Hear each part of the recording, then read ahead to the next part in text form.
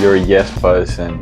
Like you take the opportunities that are in front of you, and I think it's a really good attitude that you have in life, because you have so many opportunities because of it, and so many amazing experiences because of that.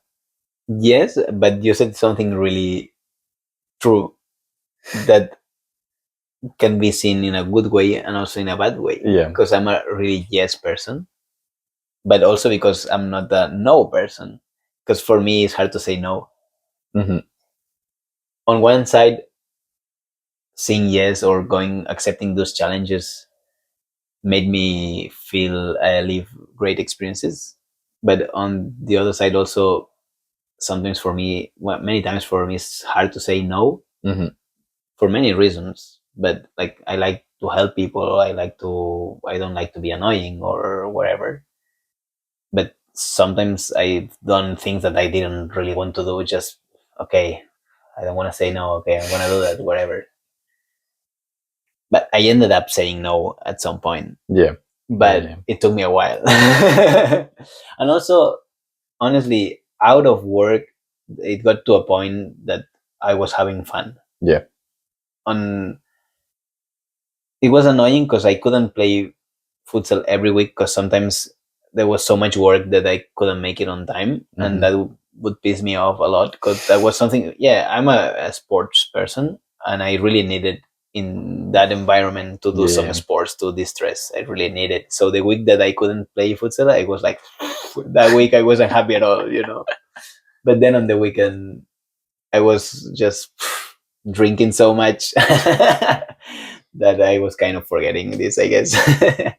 I had a lot of fun out of work, Mm-hmm. just partying, doing anything else because we do didn't do anything else than party. I'm not sure if we could, but we didn't know what to do, and just play futsal and drink. That was what I did out of work, but it was fun. Honestly, it was a nice group of people. I met again two guys that were studying because this group were mainly expats that were working there, Yeah. but there were two guys from the Basque country that somehow, because of the other guys were from the Basque country, they got in touch, Mm-hmm.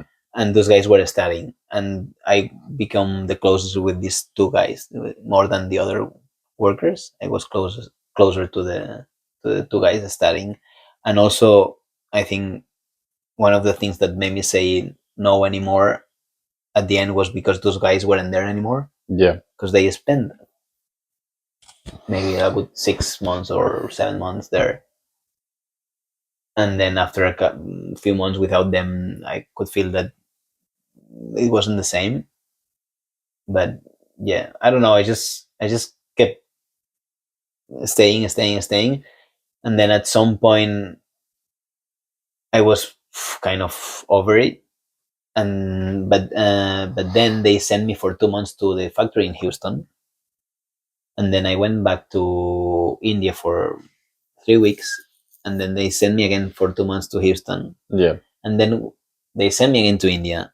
I spent there a couple of months, and these two guys weren't there anymore, and the group had changed a little bit because I was out for basically for 6 months more or Yeah. less, or 5 months. I was out of the city, and people keep rotating pretty fast. So my group of friends were most of them weren't there anymore.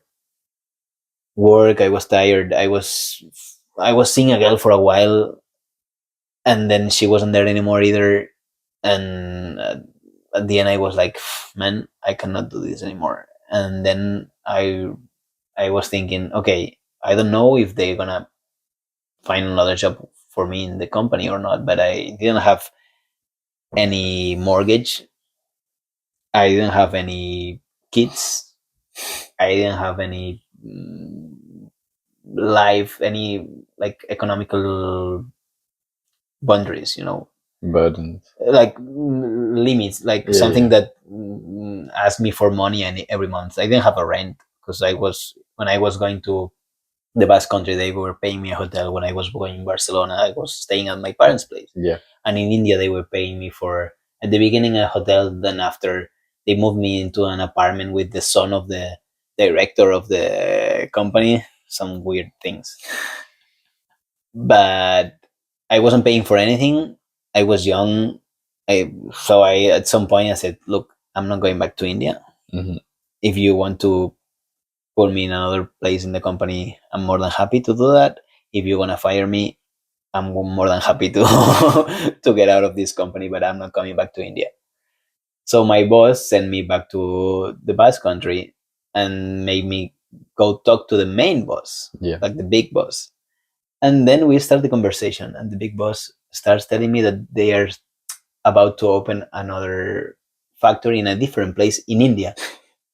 And I was like, well, I don't know what my boss told you, but I'm not going to India anywhere, not just to that factory. I'm going to India, to that country.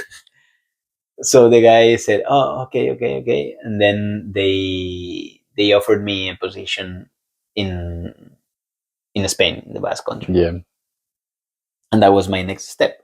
So I went from Barcelona to France, from France to India. I have to Brazil, from Brazil to India. I went 4 months to the US in the factory, but basically India, and then from there to the Basque country. So it was Spain, but it wasn't home. Yeah. It was in San Sebastian. I'm from Barcelona. It was a 7 hour train trip Yeah. because we do have some fast trains in Spain, but they don't connect Barcelona and San Sebastian. Mm-hmm.